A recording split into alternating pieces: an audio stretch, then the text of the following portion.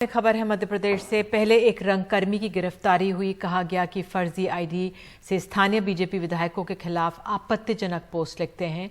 फिर विरोध करने आए रंगकर्मियों, सामाजिक कार्यकर्ताओं को पीटा गया। उसके बाद सोशल मीडिया पर 8 लोगों की एक अर्धनग्न तस्वीर वायरल हुई, जिसमें एक पत्रकार भी था। फिर पुलिस पर गंभीर आरोप लगे। इसके बाद 2 पुलिस अफसरों को सस्पेंड किया गया है। लेकिन सवाल उठे, क्या लोकतंत्र अर्धनग्न हो गया है? मुर्दाबाद मुर्दाबाद मुर्दाबाद।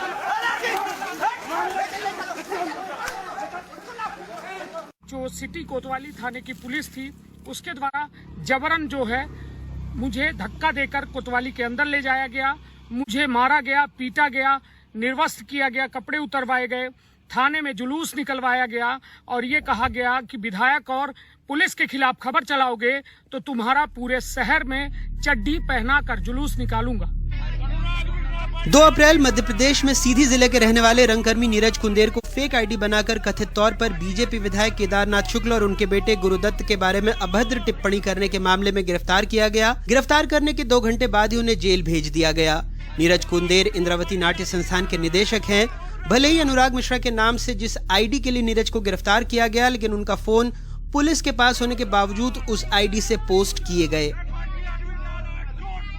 2 तारीख को मुझे मेरे घर से पुलिस वालों ने कहा कि टीआई साहब ने बुलाया है थाने जाने के लिए। मैं यहाँ से निकला। मैं जैसे ही पहुँचता हूँ थाने में तो मेरा मोबाइल जब्त कर लिया जाता है और मुझे बोला जाता है कि अनुराग मिश्रा नाम की एक फर्जी आईडी है जो मैं चलाता हूँ।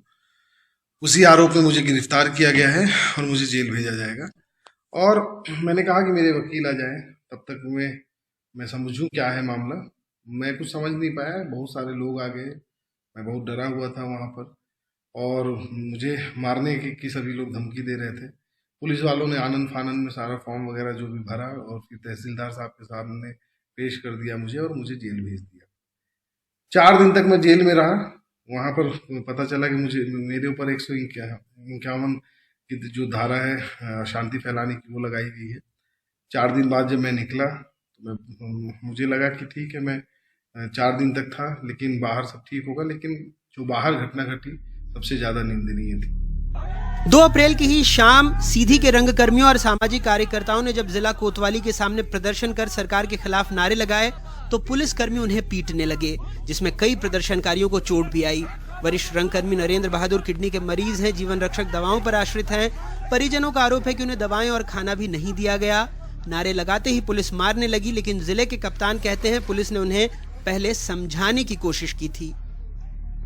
वो प्रकरण चूंकि 419, 420 और 66C, 66D IT एक्ट का था, उसके अंतर्गत उसमें उसकी गिरफ्तारी भी की, तत्काल छोड़ा भी गया। बाद में फिर वो वहाँ पे हंगामा करने लगा तो उसे 151 में अरेस्ट करके तहसीलदार के समक्ष पेश किया गया। इस पर तहसीलदार साहब ने उसे जेल भेज दिया। बाद में कुछ दिनों बाद उसकी जमानत भी हो गई। उसी दिन उसके कुछ समर्थक थे जिसमें श्री कनिष्क तिवारी और भी बहुत सारे लोग आए और थाने के बाहर खड़े होकर नारेबाजी करने लगे, जिससे इस पर हमारे टीआई ने उनको समझाने की कोशिश की, नहीं माने तो उनको बलपूर्वक वहाँ से हटाया और प्रिवेंटिव अरेस्ट किया है। इसके बाद उनके खिलाफ एक प्रकरण भी कायम हुआ है 10 लोग, इसमें 30-40 लोगों के खिलाफ, जिसमें से 10 लोगों के तत्काल गिरफ्तारी भी हुई है। पर इनको प्रिवेंटिव अरेस्ट करके सुबह मॉर्निंग में पेश किया गया है। वैसे हमें तो नहीं दिखा कि मारने के दौरान समझाने की कोशिश कब की गई, लेकिन जो लोग पिटे, जिनके कपड़े उतारे गए, सुनिए उनका क्या कहना है। सीसीटीवी कैमरे में कैद सुनील भुरतिया नीरज के दोस्त हैं, धरने पर बैठे थे। पुलिस ने मारा तो भागने लगे, लेकिन आरोप है कि दुकान पर विधायक के समर्थकों ने पकड़ा, मारा और कई घंटों तक शहर में घुमाते रहे। उन्होंने मुझे घसीट के मारा और मुझे गाड़ी में बिठाने लगे। करीब उस 20 से 25 की संख्या में वो लोग थे। उन्होंने मेरे साथ तकरीबन 5 से 7 मिनट तक मारपीट की। फिर उसके बाद मुझे डंडे और बंदूक की दम पे गाड़ी में बिठाया एवं पूरे शहर में मारते हुए घुमाते रहे। के बाद जब मैं अधमरा सा हो गया तो मुझे कोतवाली के सामने फेंक के चले गए और जब मैं थोड़ा सा होश में आया तो मैंने जो है तो टीआई साहब को आप बीती सुनाई। और जब आप बीती सुनाई तो उन्होंने ना तो मेरे FIR लिखी और ना ही मेरा मेडिकल कराया। उसी शाम कई प्रदर्शनकारियों को गिरफ्तार किया गया था। 5 दिन बाद एक तस्वीर वायरल हुई जिसमें थाने के अंदर कुछ लोगों को कपड़े उतारकर खड़ा किया गया है, जिसमें पत्रकार कनिष्क तिवारी भी थे। 18 घंटे उन्हें हवालात में रहना पड़ा। थानेदार तो थानेदार, अतिरिक्त पुलिस महानिदेशक भी कहने लगे कि कपड़े सुरक्षा की दृष्टि से उतारे गए हैं।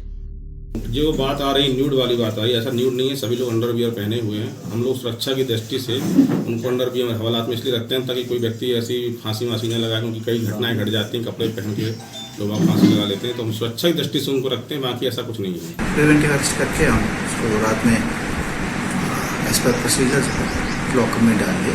इसका प्रोसीजर ये है कि लॉकअप में भेजने से पहले हम उसमें पहले से है कि इसमें हम लोग पैंट शर्ट निकाल के हम भेजते हैं और पूरी शर्ट। ये हमारा प्रोसीजर है ताकि कोई सुसाइड कमिट ना करे, कोई ऐसे कोई हरकत ना करे।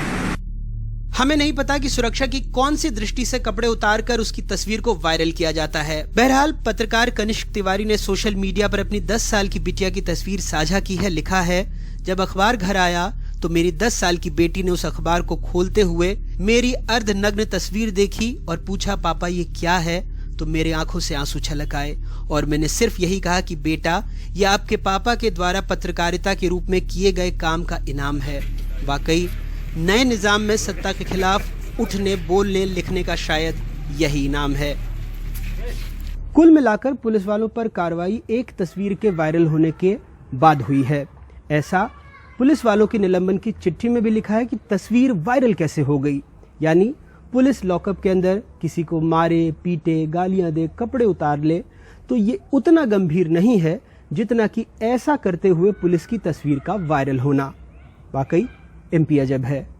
सीधी से हरी और भोपाल से कैमरा पर्सन रिजवान खान के साथ अनुराग तिवारी, एनडीटीवी इंडिया।